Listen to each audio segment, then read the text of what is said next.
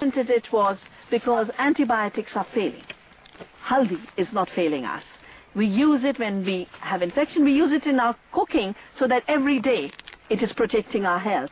It is a beautiful, beautiful Ayurvedic medicine, also a food. In Indian diet, there is no division between food and medicine. It's all one beautiful continuum. And we have other root crops here, the arbi, which we use for wonderful, wonderful vegetables. We have ginger. We have 3 varieties of the sacred basil, the tulsi. This too has been patented. We worship the tulsi in our backyard. Every home in India will have a tulsi pot. And when we worship, we say, in you I will assume the cosmos resides. And I will pay you reverence, to pay reverence to this amazing creation. We use the leaves in winter for coughs and colds. The tea from this, mint tea, is wonderful. This too has been patented. In fact, every 3rd crop in our fields, there's a patent sitting in US patent offices. But for us, this is a freedom zone. We will keep these crops free for future generations.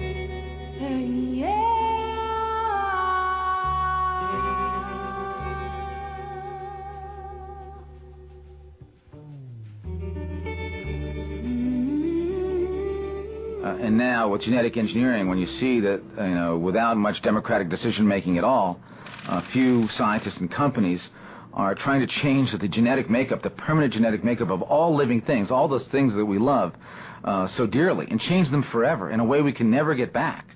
It seems to me the only thing you can do is to fight this and to say these plants, these animals deserve their genetic integrity. They are things of great beauty. They are things that were made either through divine intervention or millennia and millions of years of evolution.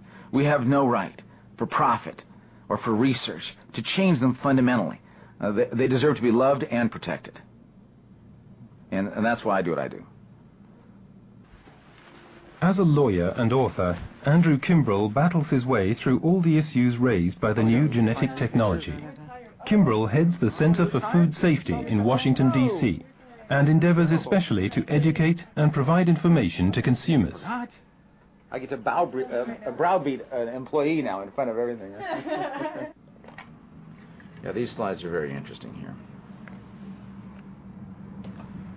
Now this is an interesting slide. What you have here, in 1982, Dr. Ralph Brinster at the University of Pennsylvania said, what if I can take the gene responsible for growth in human beings and put it into a mouse? And he did just that. He actually was successful. As you can see, the very large mouse here is the one that has successfully been engineered with human growth genes to make it huge. And you see the sibling next to it. And this made a huge furor. It was on the front page of these magazines, New York Times. And then a few months later, people said, well, this is interesting, but what are you going to really do with a really huge mouse? I mean, you can scare people. There's a few things you can do with it, but it's not a very practical thing to have a really huge mouse. So then what happened is the United States Department of Agriculture said, well, what happens if we were to use the same experiment, but to use it with pigs?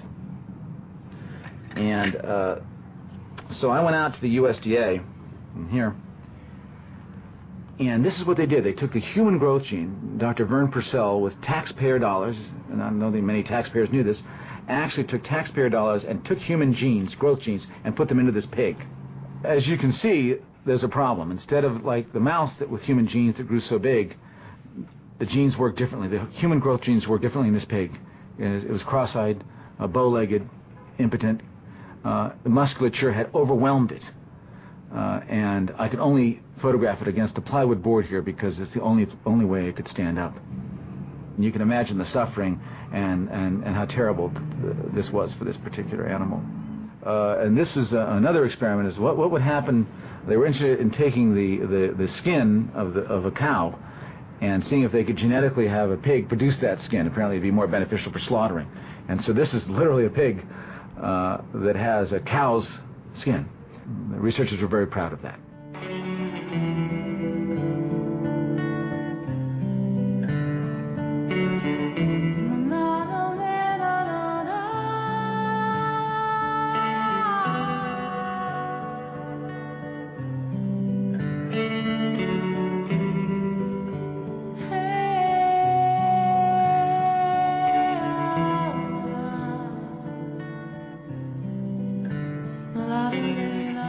The most important thing to understand about genetic engineering is that it is really an attempt to say, listen, no matter how unsustainable our technologies, we're not going to change the technology to fit natural and living systems. We're going to change living systems so they fit the technology. We all know how horrible factory farming is, and one of the problems they have with egg-laying chickens, with hens, is they have a mothering instinct. They want to brood. And here you see one of the brain experiments, genetically engineering chickens to take out the mothering instinct from these brooding chickens, so they won't brood anymore. They won't have the mothering instinct anymore, so they'll fit the factory farm system. This is one of the chimera birds they're working with to take away the mothering instinct. So we don't change our factory farm system. We actually take the mothering instinct out of animals so that they will fit the technology. Only research on fish made progress. Here, scientists could put their knowledge into practice more quickly, as the animals have shorter generation times, and the hundreds of thousands of eggs develop by themselves, outside the mother. A Canadian company by the name of Aqua Bounty is about to receive approval to market its genetically modified giant salmon. It has developed a salmon that is 6 times longer than the same species living in the wild, yet needs only half the time to grow.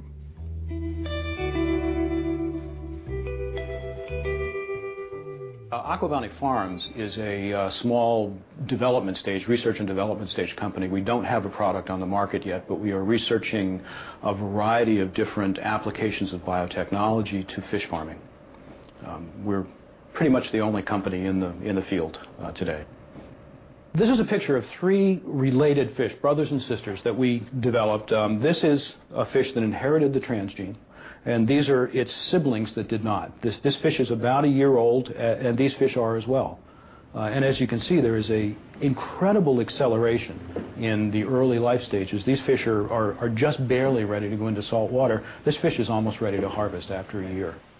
Tag number 126-332-227A. Go for 3.9. Go 1.43 kilograms. Go transgenic sibling. Go 4.97 kilograms. It's a technology that cannot exist with nature. It's a technology that invades, pollutes, contaminates, and ultimately destroys the natural species. And this is fundamental, whether it be crops or fish or animals. That's the fundamental nature of biological pollution. It cannot coexist. It invades and destroys. We need to understand that as we debate this issue. But the real key here is not the salmon. The salmon is just the first product. What we're really interested in and what we're working on now back in the lab is a tilapia and a carp, which are really important